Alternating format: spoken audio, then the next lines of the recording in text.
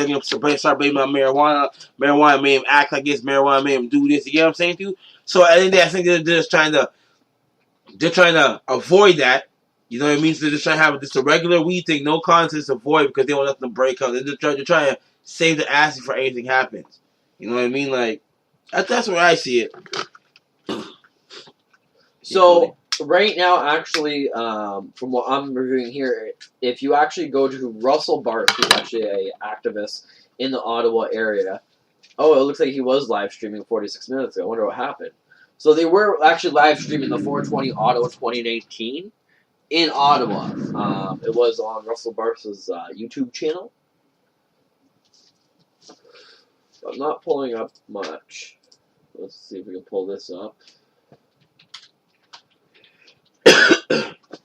Toronto's newest cannabis store celebrates 420 grand opening called Nova Canada. Whoa!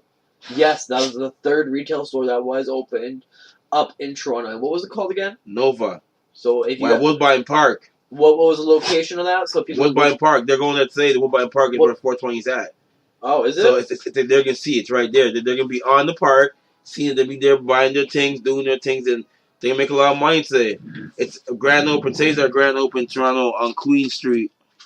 Location tweeted out Saturday morning. Oh, so the location got tweeted out Saturday morning, but I don't see the tweet. Location Canada Tokyo Smoke will be leading their name of the former location HMV flagship location at 33 Yonge Street. The most recent applicants for the Toronto cannabis location has been submitted to the AGCO to set up shop at 435B Yonge Street near College Station. Have both finished their priority and public notice. Tokyo Smoke has been issued a retail operating license to the Cannabis continues to wait. Okay, all right. So as well too, you can also go to 420 Ottawa on Facebook, and it is happening between 2 p.m. and 5 p.m. Eastern Time. And it's the annual event to celebrate pot culture and protest pot stigmas. And unique the world, no other capital city has an event like this. And it is happening at Parliament, so it's pretty interesting.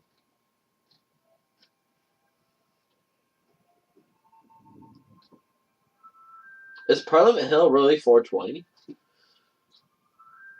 What do you mean? Like, what's the address of Parliament Hill? Maybe. That'd be funny. I'm gonna laugh. It's located on Wellington Street, but it doesn't give me the address.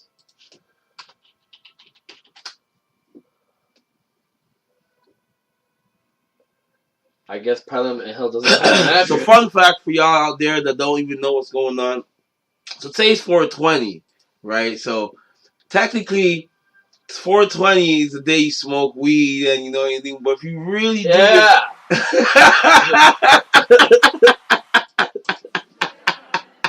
Tourette. Yeah. Tourette cut it out. Yeah. He censored me. Don't want you guys to know what's really going on behind 420. Okay, what's going on? So basically, I mean, like, every year we celebrate 420, and no one, like, we celebrate, you know, this, and, like, no, the reason why we celebrate because it's a smoke weed day.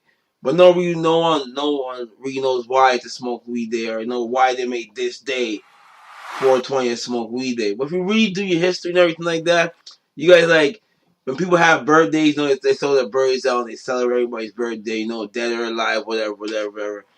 But today, if you Google it, not today, if you just Google it, 420, yeah, it's Hitler's birthday. You get what I'm saying to you? So basically, we don't. Oh, it's whose birthday? It's Hitler's birthday, 420. I go down and comment I go and comment. Well, yeah, it's his birthday, you know what I mean? The man they call Hitler, you know? Wow. It's his birthday today, but not a lot of people know it. People do know it, or whatever, they just look over it. But if you don't know it, now you do know. You know what I mean? 420, National Smoke Day, is Hitler's birthday. You know what I mean? Well, that's what it is. It's what it is. Okay, so That's really weird. So then, but what's the what? We gotta find the reason behind 420. Let's see what Google says, guys. So apparently, the Waldos referred to this plan with the phrase of 420 Lewis. After several failed attempts to find the crop, the group eventually shortened their phrase to simple 420, which ultimately evolved into a code word that the teens used to mean consuming cannabis. Okay. So the history behind it, when somebody passes a joint or something, hey, 420. So it started spreading through the community. The first time Steve Bloom ever heard the phrase 420 was during Christmas week at a Grateful Dead concert in Oakland, California in 1990 while he was reporting for High Times. So when did 420 start out here? Well, from what I can see, the Houston Post posted an article back in 2018 that basically said, what does 420 come from? He pauses and thinks, and hands on his side, or slide. I don't know the real origin. I know myths and rumors, he says. I'm really confused about the first time I heard it. It was like a police code for smoking in progress or something. What's the real story? So depending on who you ask or their state of inability, there are many varieties of answers and strains of medical bud in California. It's the number of active chemical in marijuana. It's tea time in Holland. It has something to do with Hitler's birthday, as you just said. It's also those numbers in the Bob Dylan song, Multiplied. The original of the term 420, celebrated around the world by pot smokers every April 20th, has long been obscured by the clouded memories of the folks who made it phenomenon. So the Houston Post chased the term back to its roots and was able to find it, lost patch of cannabis in a Pollo Roy's in California Reef Forest. Just as interesting as its origins, it turns out it has its spread. It started with the Dead. It's Christmas week in Oakland, 1990. Steve Bloom was wandering through the lot. The timeless gatherings of hippies that spring up in the park lot before every Grateful Dead concert when a dead hand handed him a yellow flyer. We are going to meet at 420 on 420 for 420ing in Macon County at the Blows Ridge Sunset Spot in Mount Tapaloosa. Reads the message below and forwarded the Houston Post. Blow, then a reporter on High Times magazine and now the publisher of CelebStoner.com and co-author of Pop Culture, had never hired a 420 before. The fire came complete with a 420 backstory. The 420 started somewhere in San Rafael, California, in the late 70s. It started as a police code. What? 1971. 1971? For the police code for marijuana smoking in progress.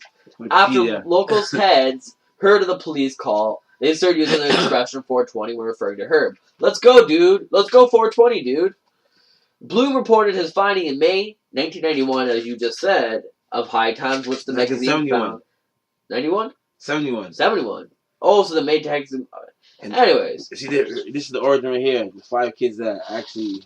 I went Wikipedia to 420 to show the origin. So it was 5 kids, basically? Yeah, Steve Capper, Dave Reddix, Jeffrey Noel, and Larry Satchworth, and Mark Gabbage in San Rafael, California, called themselves the Waldos because their chosen hangout spot was a while outside of school. Used the term in the connection with the 1971 plan to search for an abandoned cannabis crop that they had learned about. Based on treasure map made by growers, the Waldos designed the lowest statue on the ground.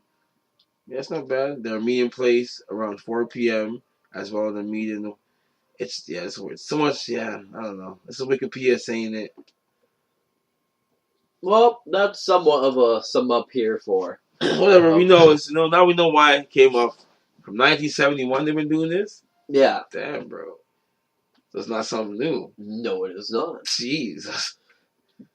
Jeez. And we are, you guys, 28 minutes away from 420 here in Standard Eastern Time. Man, it's Standard Eastern Time. Well, maybe we got somebody listening from China. You never know what's out there, or Russia, or Germany. Right now, it's about night time. It's about night. Holland. Because when I'm going to sleep around 12, they're just getting up. They're like 9 hours ahead of us. He's like, yeah, my bed up. Go lay down. We're busy doing a podcast and we're live. It was okay. So, we are gonna branch off of the 420 topic, and we are gonna go to a little bit of some local news before it is 420, and hopefully my co-host over there, because he does have a little bit of a blackberry on the table, which is an indica strain, and he does have some papers, so hopefully he can get rolling before 420, so we can have one for 420. I should have had a sound effect for that one, but anyways, so you guys in Windsor, Ontario, there's the downtown. If you guys have been in the downtown, there's been a lot of controversy with the Paul Martin building. The government wanted to sell it for as low as $1, and they had bids from what I've understood. Now, CBC News did report on this, that the $10 price tag is all it's costing the city of Windsor to move the library into the Paul building downtown. Now, as well, too, if you guys haven't heard, the current location of the Windsor Downtown Library, which is on Olette Street, I don't know the exact address, has been bought and sold to the Downtown Mission.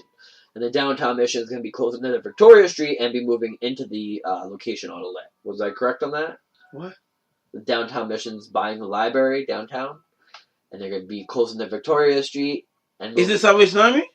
Downtown Mission, not Salvation Army. I thought Sally buying it the whole time. No, Downtown Mission. They're buying it now?